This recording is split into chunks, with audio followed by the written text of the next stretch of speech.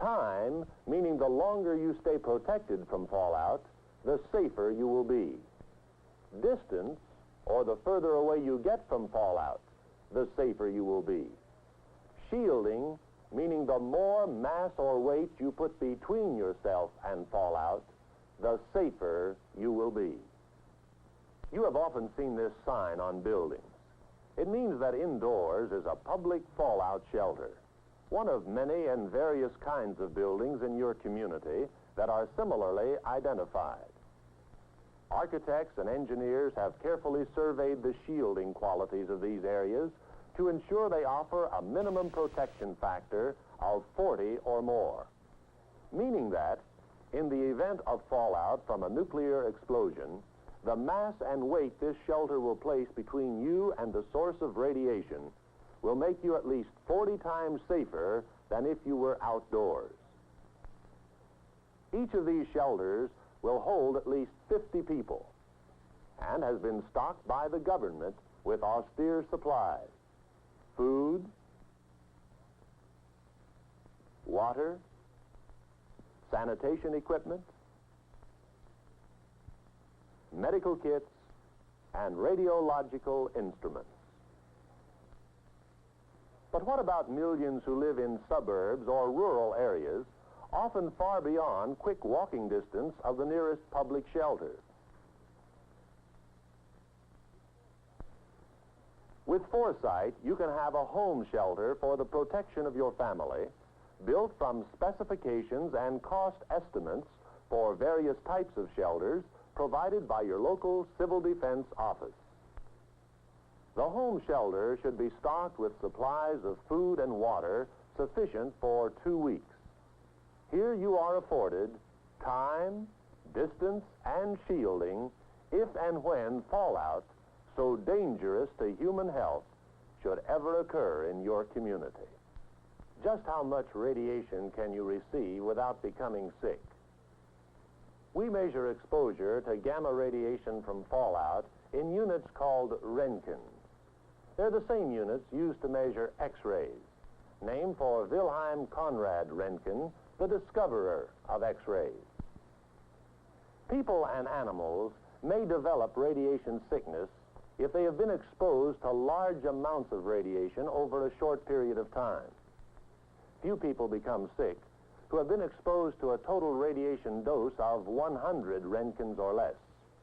However, exposure to more than 300 Roentgens over a period of a few days will cause sickness, may cause death. And if you receive an exposure of 600 Roentgens in that same period of time, death is almost certain.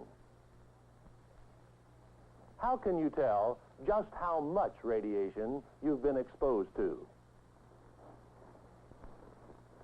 These are the instruments commonly used to detect and measure radiation. They are part of the equipment supplied to the radiological monitoring team of every public shelter. With them, you can determine not only the total amounts of radiation received, but also the dose rate per unit of time, or the dose rate in Roentgens per hour. This is the dosimeter, conveniently shaped to be worn on one's person at all times. It is able to measure the total accumulated radiation exposure in Roentgens.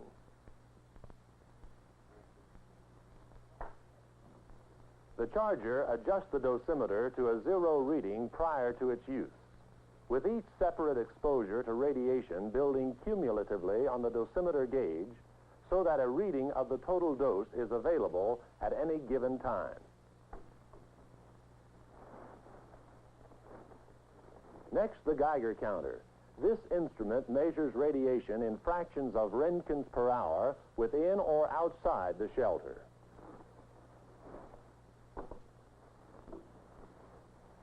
Finally, the survey meter, able to measure higher intensities of radiation that may exist outside the shelter. For home shelters, detection and measuring instruments are available from commercial sources. However, most householders will rely chiefly on their portable radios to receive readings as they are taken by civil defense monitoring teams.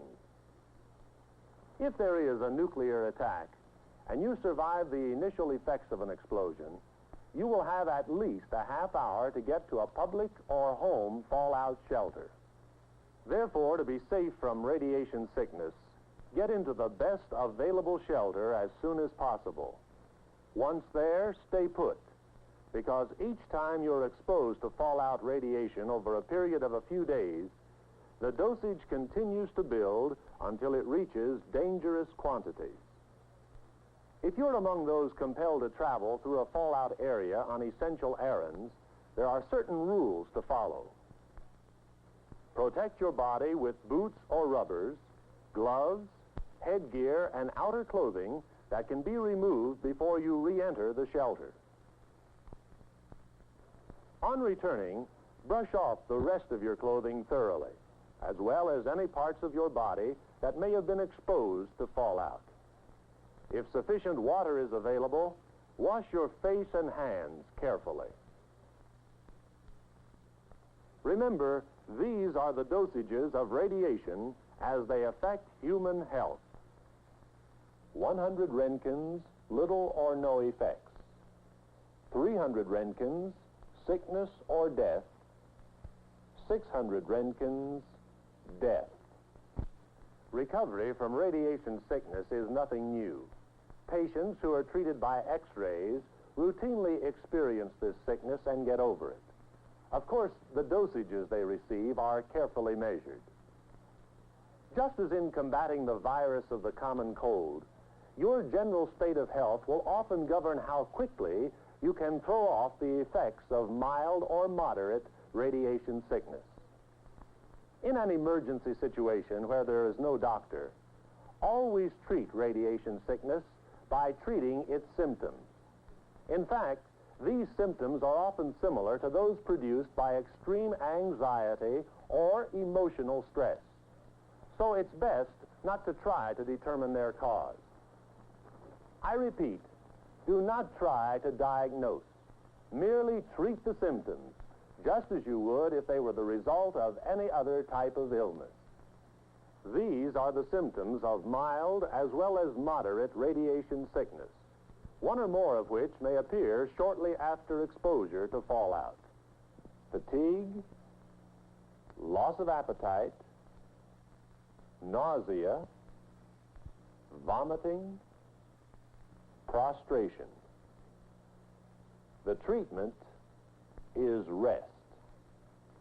For nausea, you may give the patient any of the commercial preparations that settle an upset stomach, or 1/2 teaspoon of baking soda in a cup of water. Tea and other hot liquids may be helpful. When a high fever is present, apply cold wet packs.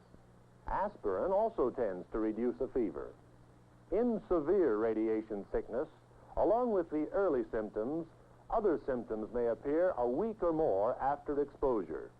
Recovery is possible, but it'll take longer.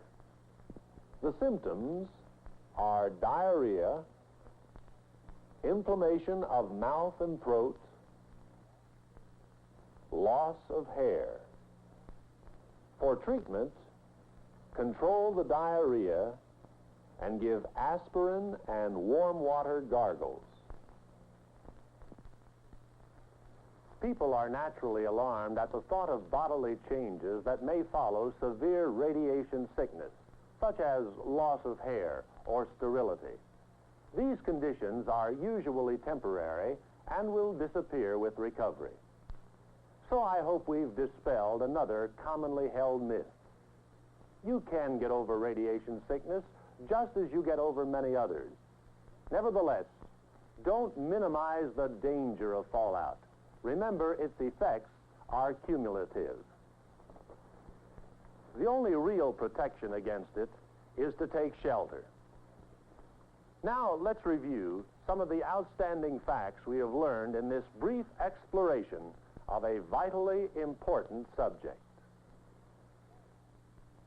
Fallout is composed of trillions of particles of dust that are made radioactive by residue from the nuclear weapon during the aftermath of the explosion. In a nuclear attack, depend on your local radio station to tell you where fallout is taking place. You may be able to see some of the fallout dust when it reaches the earth, but you cannot taste, smell, or feel the radiation itself. The gamma rays given off by fallout are able to injure or destroy the living cells of our body if we are exposed long enough. Food or water in containers that prevent contamination by fallout dust is perfectly safe. Radiation is harmful only to living tissues. Packaged foods that have been exposed to fallout should be opened carefully. By following proper procedures, you can eat such foods without danger to health. Radiation can pass through most building materials, but its intensity is diminished in proportion to the weight and mass of the material or the shielding. The intensity also decreases with distance from the fallout. The radiation rate will decrease or decay rapidly with time. It is most dangerous in the first few days after explosion. Thus, the three basic factors that protect you from fallout radiation are time, distance, and shielding. You should know the location of the nearest public shelter in your community. Inside it, you will be at least 40 times safer from fallout than you would be outdoors. And it has been stocked with supplies to sustain its occupants for up to 2 weeks. If you're not within walking distance of a public shelter, you can provide a satisfactory home shelter for your family. Radiation is invisible, but we have accurate instruments with which to measure it in Roentgen units. The dosimeter can be worn on the person and measures the accumulated radiation exposure, the total dose at any given time. The Geiger counter measures radiation in fractions of Roentgens per hour, inside or outside the shelter. The survey meter is used to measure the higher intensities of radiation that may be present outside the shelter. Assuming that you have the protection of a good shelter within a half hour after nuclear attack, you will probably have little or no radiation sickness. If there are victims who appear to have radiation sickness, do not diagnose. Treat the symptoms. Perhaps the most important thing you have learned is to see the danger in its true perspective. Make no mistake, nuclear attack would be a terrible catastrophe. Millions of our people would be killed by the initial blast and heat. Millions more would be threatened by death from radioactive fallout. But that is a threat that can be combated.